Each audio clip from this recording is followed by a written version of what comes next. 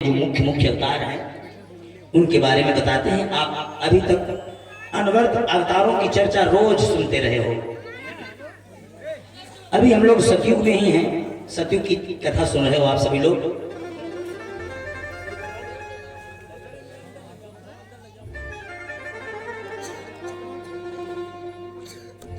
आगे बैठे परीक्षित जी ने कहा, गुरुजी हाँ मुझे एक बात पूछनी है। बोले पूछो। हमने सुना है कि भगवान कछुआ बने। भाई भगवान का कच्छप का अवतार क्यों हुआ, हमें बताइए। तो कहा भगवान का कच्छप अवतार ही नहीं, भगवान के जितने भी अवतार हैं उन अवतारों में कोई न कोई कहानी ही है, भक्तों के हित ही है। जैसे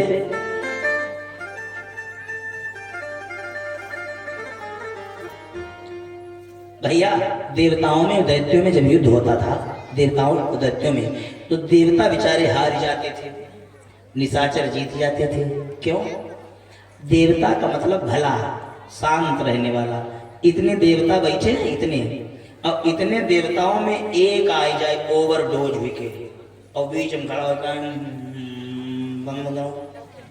तो हम तुम सब लोग भले आदमी मालूम क्या कहोगे, ए भैया तुम जाओ भैया, यानी हर आदमी उसको यही कहेगा जाओ बाहर। तो अब देवता परेशान कि निशाचर बड़े ताकतवर, देवता मारे जा रहे हैं बार बार। तो देवताओं ने एक दिन करी सलाह, क्या किया जाए, कैसे जीता जाए, क्या करें। तो देवताओं ने एक प्लान बनाया, इकट्ठे हुए बोले ताकतवर होने का तरीका। तो एक देवता बोला है उपाय है लेकिन कठिन है। क्या? समुद्र में 14 रत्न हैं, उनमें एक रत्न है अमृत। अगर वो निकाल लिया जाए, देवताओं को अमृत पीने को मिल जाए, तो फिर कोई देवताओं को हराने वाले नहीं। देवता बोले समुद्र कोई छोटा, इतनी बड़ी मथनियां कहां मिलेगी। तो मंदराचल पर्वत बीच में बोल पड़ा, मैं मथनिया का काम करूंगा, मथेनी में बन जाऊंगा। मंदराचल पर्वत ने कहा, अरे बोले इतनी बड़ी रस्सी कहां मिलेगी। तो बासुकी नाग ने कहा, रस्सी मैं बन जाऊंगा, मुझे रस्सी बना लेना, देवताओं का हित हो। लेकिन इतना बड़ा फिर भी समुद्र कैसे मंथन हो पाए, और कोई उपाय, भाई लोगों की ज्यादा मदद चाहिए। तो निशाचरों ने कहा हमको भी लगा लीजिए, बंटवारे में आइटम मिले हमको भी दे देना। तो लगा लेंगे, आगे कौन रहेगा। देवताओं ने जुगाड़ बनाई, कहा भैया आगे वही रहे जो बलवान हो। निशाचर गम कूद के आ गया है, मैं बलवान, मैं बड़ा, मैं आगे। फन की तरफ हो गए निशाचर, पूंछ की तरफ हो गए देवता। आरंभ हुआ सागर मंथन, समुद्र मंथन आरंभ हुआ, और सर्प के मुंह से विषैली भाप निकली, जहरीली, और निशाचर आ गया, जही के जहां पड़ी वो झोंक गया। यही तो जुगाड़ थी। देवता और दैत्यों में यही अंतर, बुद्धिमान आदमी देवता। एक बार देवता लड़ने लगे, वो निशाचर लड़ने लगे ब्रह्मा जी का। ब्रह्मा जी, देवताओं को ही आप हर बार पूजा पाठ देवताओं का होता, हम लोगों का क्यों नहीं होता, हम भी तो एक ही बाप के औलाद, हमें भी हक चाहिए। तो ब्रह्मा ने कहा तुम्हारा पूजन क्यों नहीं होता, इसका निर्णय कल हम अपने घर में दावत करेंगे, उसमें कर देंगे, तुम्हें भी अधिकार मिलेगा पूजन का। दावत हुई, दावत में बड़े अच्छे अच्छे आइटम बनवाए, पनीर बनी, छोला बने, बढ़िया मीठा इत्यादि सारे आइटम बने। और कहा भाई पहले कौन खाएगा भोजन, पहले दैत्य देवता।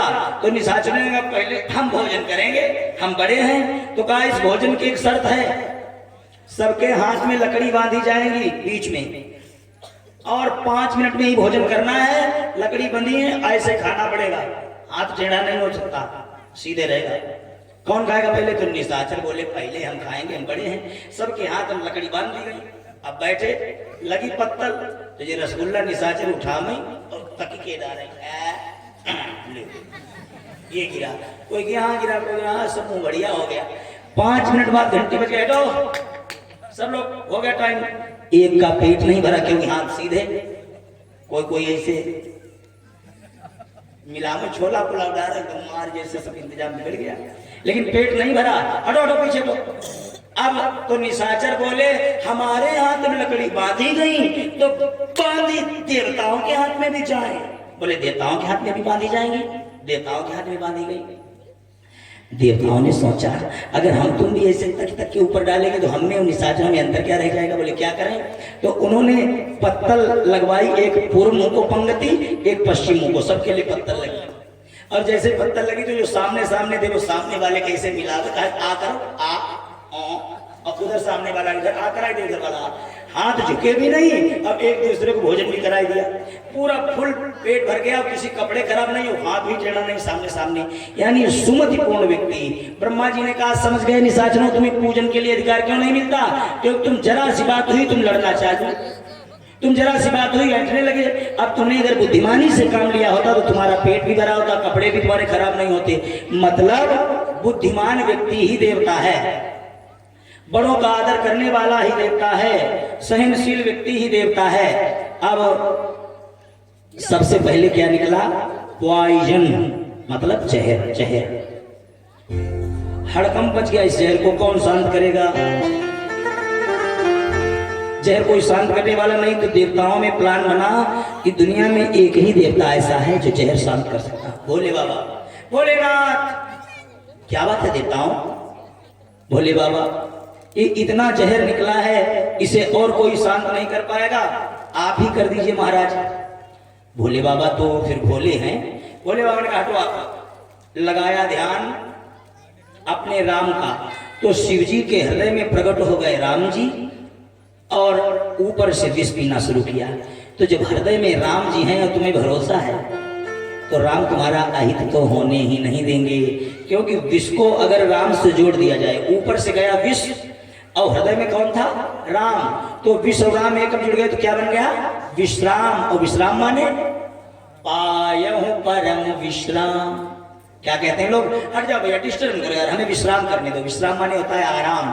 अब यहाँ पर कितनी बढ़िया शिक्षा है, अगर विष को भी राम से जोड़ दिया जाए तो विष भी अपना प्रभाव छोड़ देता है। राम नाम, इसीलिए तुम्हें रात दिन सिखाते कि राम राम किया करो, इसीलिए रात दिन कहते भगवान का भजन किया करो, क्योंकि राम नाम जो है वो विष को भी अमृत में बदल देता है। शिव जी ने सारा जहर पी के शांत बैठे, अंदर विष जाने ही नहीं दिया राम जी ने, तो वो रुक गया कंठ में। तो इनका क्या नाम पड़ गया, नीलकंठ। बोलिए नीलकंठ महाराज की जय।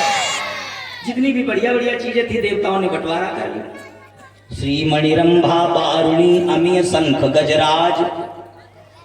लक्ष्मी जी भगवान विष्णु के पास। गाँव वालों अभी तक तुमने सुना होगा, लोग कहते हैं चंदा मामा। चंदा को कभी तुमने आज तक बाबा, चाचा, फूफा सुना? चंद्रमा को ही अकेले मामा क्यों कहते हैं? भोले को बाबा कहते हो जी। जितने देवता घर के सब रिश्तेदार हैं, भोले बाबा और गणपति बप्पा। गणपति बप्पा है। एक हम पर बोला, कुछ देवता ब्राह्मणों में आए परशुराम, कुछ देवता क्षत्रियों में आए राम, एक देवता हमारे परिवार में आए। तो हमने कहा वाह भैया बहुत अच्छी बात। हमने कहा आप किस परिवार से हो? बोला गणेश हमारे परिवार के। हमने कहा किस बिरादरी को? तो बोला मौर्य। तो हमने कहा ये कहाँ से किया है? बोला दुनिया चिल्ला दी गणपति बप्पा मौर्य। हमने कहा वाह। अरे हमने कहा उसको समझाया, हमने कहा भगवान तो सबके हैं, भगवान किसी जाति के नहीं है, भगवान को जातियों में नहीं बांटना चाहिए। हमारे आप वो ये लोगों की मानसिकता मूर्खता का है। भगवान विष्णु के 24 अवतार हैं, वही राम है, वही कृष्ण है और वही परशुराम है, लेकिन हम लोग उनको जातियों में बांट के अपना लड़े मरे जा रहे हैं, तो मूर्खता है भाई। तो हमने कहा चलो तुम्हें अंदर से ये भरोसा बना कि गणपति बप्पा मौर्य हैं। हमने कहा आज से फिर पूजा अपने बप्पा की ज्यादा शुरू करो, थोड़ी पूजा बढ़ाओ। हम तो यही चाहते तुम धर्म से जुड़ो, और जो आदमी धर्म से जुड़ जाएगा, पूजा पाठ बढ़ाई देगा, तो फिर उसकी तो बुद्धि शुद्ध हो जाएगी, उसके घर में किसी चीज की कमी नहीं रहेगी। हम तो कहते तुम सब लोग कहो हमारे देवता सब हमारी बिरादरी के हैं, लेकिन पूजा करना शुरू करो। खाली चिल्लाने से थोड़ा ही हो जाएगा कि भगवान हमारे बिरादर, भगवान सबके हैं, बराबर अधिकार है उनका। तो भैया भगवान ने विश्व पान किया, सब देवता अपना अपना बंटवारा हो गया और निकला। जिस समय अमृत। और इधर पर्वत डूबने लगा जल में। अब क्या किया जाए, पर्वत जल में डूबा जा रहा था। तब सबने मिलके भगवान से प्रार्थना की। भगवान गायब हो गए और बहुत विशाल कछुए का रूप लेकर भगवान समुद्र में प्रवेश किए। अपनी पीठ पर मंदराचल पर्वत को धारण किया। इसलिए भगवान को देवताओं के हित के लिए कौन सा रूप लेना पड़ा, कमठ, मतलब कच्छप। बोलिए कच्छप भगवान की जय। कछुए का रूप भगवान ने लिया। इस कथा में भगवान ने 2 अवतार लिया। एक मोहिनी का अवतार लिया। एक लाइन में बैठे सब देवता, एक लाइन में बैठे दैत्य। अब कलश अमृत का लेकर आए तो देवताओं को भगवान ने बुद्धिमानी से काम लिया। भगवान ने कहा ऐसा न हो, निशाचरों को भी अगर अमृत मिल गया तो फिर ये मामला आगे वही रह जाएगा, सब बराबर ताकतवर होंगे, झगड़ा रोज होगा। तो जिस लाइन में देवता थे उस लाइन में मोहिनी भगवान उनको अमृत पिलावे, और जब लाइन चेंज करें घूमते समय वो कलश चेंज हो जाए। अहिपार निशाचरों को लगावे मदिरा, जिसके हिस्से में जो चीज तब पड़ी थी आ जाए उसे हिस्सा में। अब राहु ने देख लिया, वाह छल छल। तो राहु ने क्या किया, बदला रूप देवता बनके और देवताओं की लाइन में बैठ गया। भगवान जैसे ही डालने वाले थे अमृत उसके मुंह में पहुंचा, तब तक भगवान सूर्य ने, चंद्र ने इशारा किया, अरे अरे अरे अरे। जैसे इशारा किया भगवान ने सोचा ये अगर लील गया तो कहानी गड़बड़ा जाएगी। छोड़ा सुदर्शन, उसका सर कट से कट गया। सर तो कट गया लेकिन अमृत कुछ बूंद अंदर पहुंच गए। तो इसका जब सर कटा तो मुखमार्ग से जो अंदर जा रहा था अमृत वो जमीन पे 2 बूंद गिर गया। उन 2 बूंदों से प्याज और लहसुन की उत्पत्ति हुई। आयुर्वेद में लहसुन और प्याज एक दवा है। इसे पूजा पाठ में क्यों यूज नहीं किया जाता, क्योंकि ये मुखमार्ग से होके गया था। है अमृत ही, दवा है, औषधि है ये। लेकिन इसीलिए लोग इसे और तामसी कहते हैं, तामसी होता है और कोई कमी नहीं। हम ही लोग खेतों में उसको उत्पन्न करते हैं। इस प्रकार से इस कथा में भगवान ने 2 अवतार लिए, एक तो मोहिनी अवतार और दूसरा कच्छप अवतार। बड़ा खुश हो गए महाराज परीक्षित जी। गुरुजी आपने तो संक्षिप्त में हमको बड़ी ही सुंदर चर्चा सुनाई। गुरुजी एक कथा और बता दीजिए। क्या, भगवान ने मछली का रूप क्यों लिया? भैया लोग, हम लोग सतयुग की कथा सुन रहे हैं। ये सतयुग का अंतिम अवतार है कौन सा? मछली का, मत्स्य अवतार। मछली क्यों बने सुनिए। जिस समय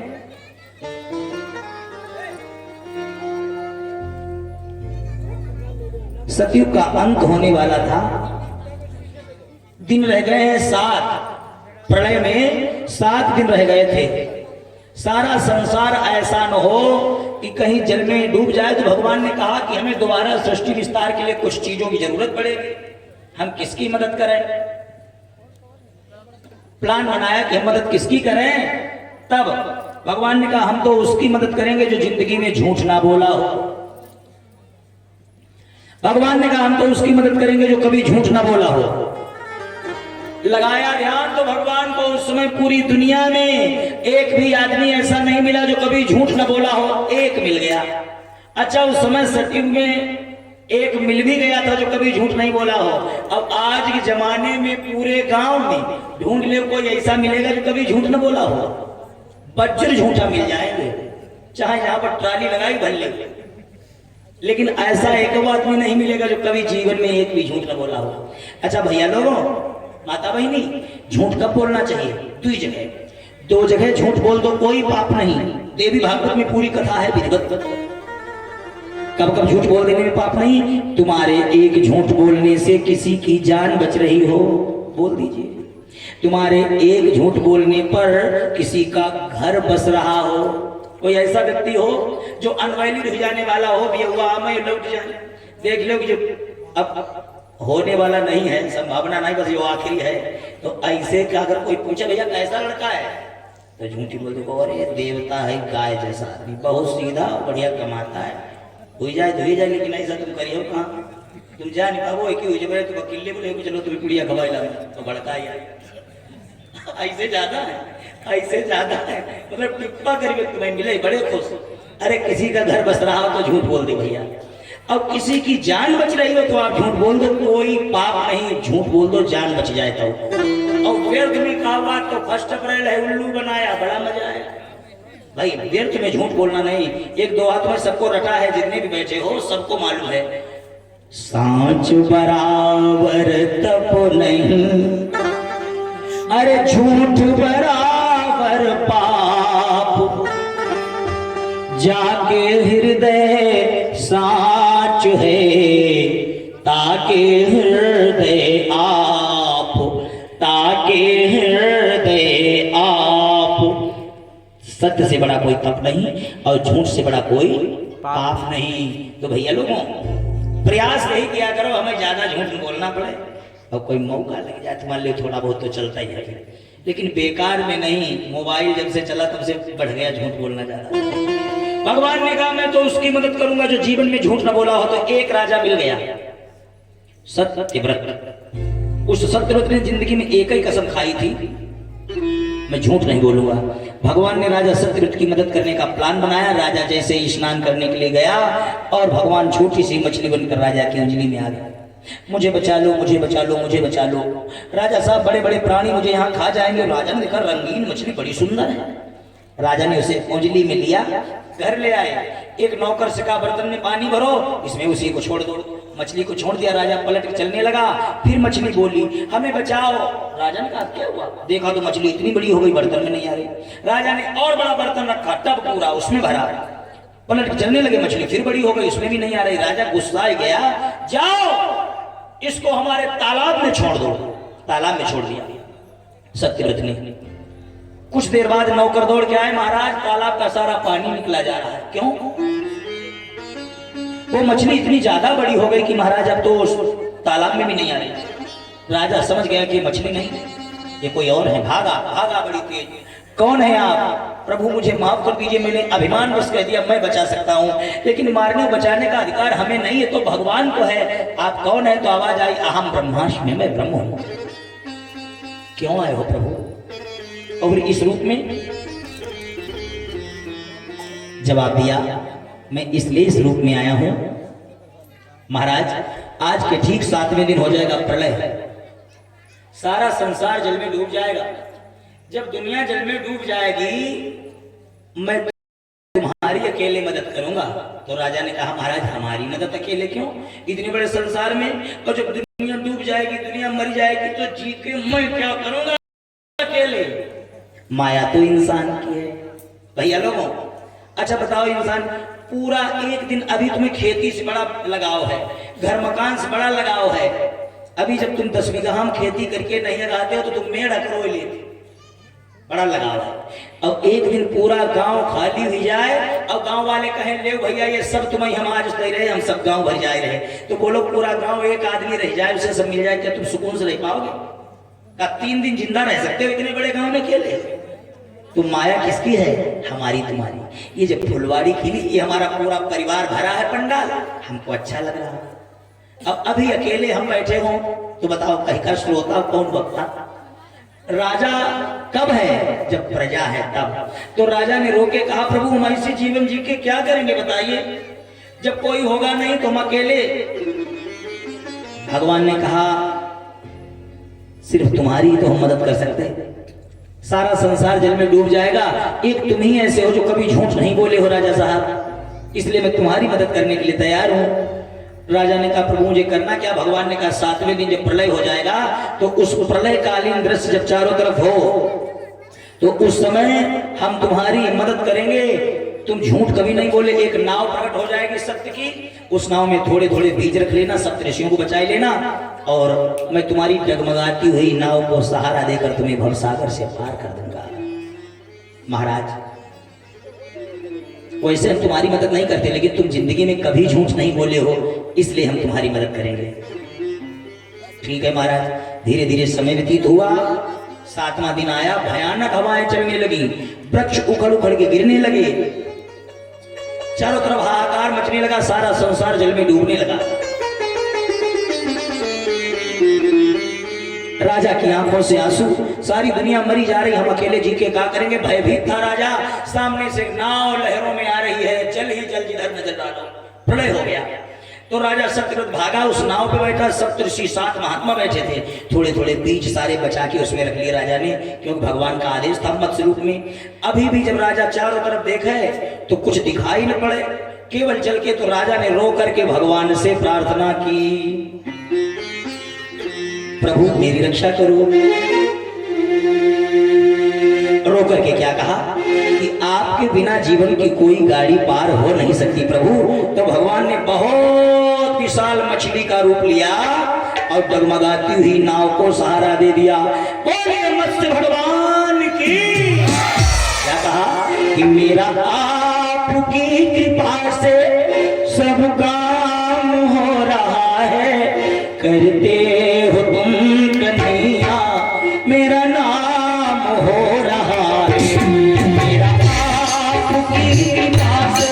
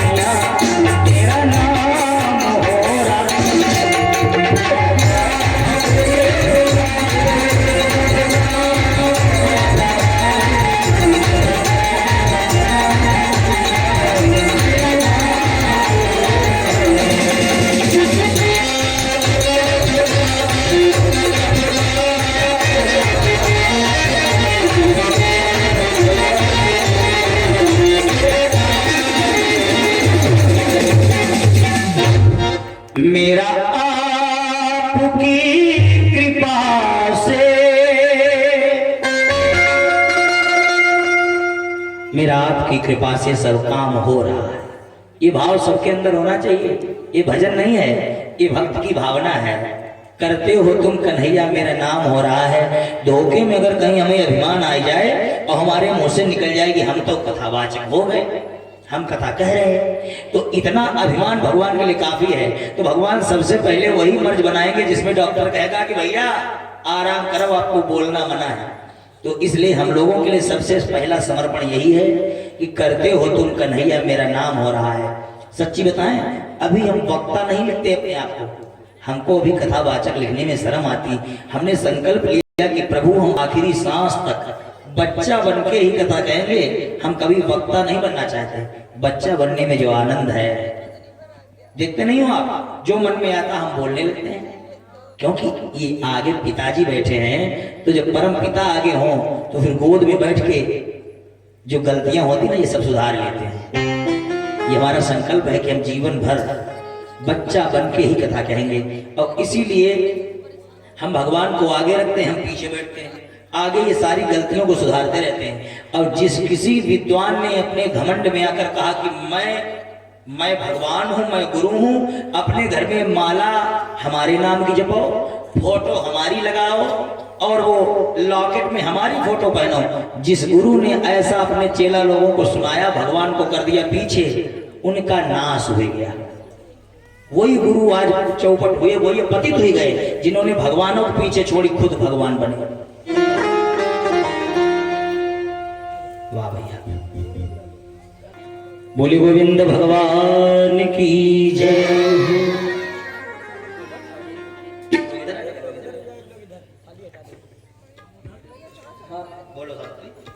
बोली गुरु भगवान की, श्री व्यास भगवान की। हरिओम फतमिन्नु शरणो वन्दे देवाय त्राणचक्राय शान्तानो रामः। नमो ब्राह्मण देवाय गो ब्राह्मण हिताय च जगद्धिताय कृष्णाय गोविन्दाय नमो नमः। ध्यान मूलम गुरुर्मूर्ति, पूजा मूलम गुरुर्पदम, मंत्र मूलम गुरुर्वाक्य, मोक्ष मूलम गुरुर्कृपा। गुरुर्ब्रह्मा गुरुर्विष्णु गुरुर्देवो महेश्वरः, गुरुर्साक्षात् परब्रह्म तस्मै श्री गुरुवे नमः। नारायणं नमस्कृत्य नरं चैव नरोत्तमं देवी सरस्वती व्यासं ततो जयमुदीरयेत।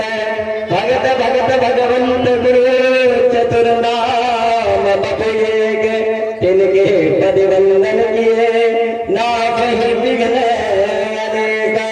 बोलिए व्यास भगवान की, पूज्य गुरुदेव भगवान की जय।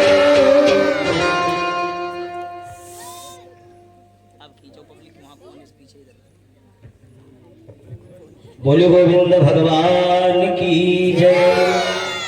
बहुत बहुत शुभकामनाएं हमारे सत्येंद्र सिंह जी को और हमारे दुर्गेश भैया को, जिनके द्वारा पगड़ी माने होता है इज्जत, पगड़ी माने इज्जत होता है। और ये मालूम हमने जब से कथा कही है, ये कौथी है गिनती, एक एक की गिनती है और सब रखी है। ये 715वीं पगड़ी है, 715 पगड़ी हमको अभी तक पहनाई गई।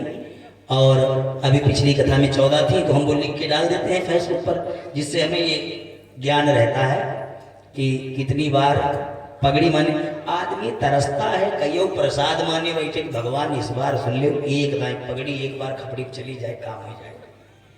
ये प्रसाद माने रहते लोग। और हम कितनी पुण्य किए होंगे बताइए आप जीवन में। और जितने भी लोग यहाँ, ये पगड़ी बेची तो जा नहीं सकती भाई, ये तो इज्जत होती। अन्य कोई चीज हो तो उसको हटा भी दिया जाए, लेकिन पगड़ी माने इज्जत होता। तो हमारे घर पे पूरा एक कमरा भरा है, हमने शीशा लगवा रखा, उसी में सब रखी लाइन बार। जिस किसी की शादी हो, फ्री में हमारे घर आए, हमारे पास रुपए, चाय नाश्ता करे, भोजन करे, और 2 पगड़ी 4 पगड़ी जितने रंग के कपड़े हों तुम ले आए। दुकानदार के पास तुम्हें 10 मिलेंगी धरी 15 20 हद, और हमारे पास 715 हैं, एक से एक बढ़िया। तो जिसकी शादी वैसी बहाने हमें मिल भी जाओगे, सबके लिए लाओ, एक पैसा नहीं, पेट्रोल तुम्हारा जितना लगे वो तो हम देंगे नहीं, पेट्रोल नहीं देंगे, आप पगड़ी का पैसा नहीं लेंगे। तो ये जो है भैया हमारे सत्येंद्र जी की 715वीं पगड़ी है, और जैसे इन्होंने एक ब्राह्मण का सम्मान खूब किया है, पूरा परिवार हमारी सेवा में लगा है, इतना हाथ ही हाथ हम लोगों को रखते हैं कि हम आपको बता नहीं सकते कितनी व्यवस्था और कितना सम्मान और इतना प्यार कि हमको पता ही नहीं चला कि कैसे समय चला जा रहा है। हम तो कल कह रहे थे ना कि हमें पहले पता होता कि हमें इतना अच्छा लगेगा तो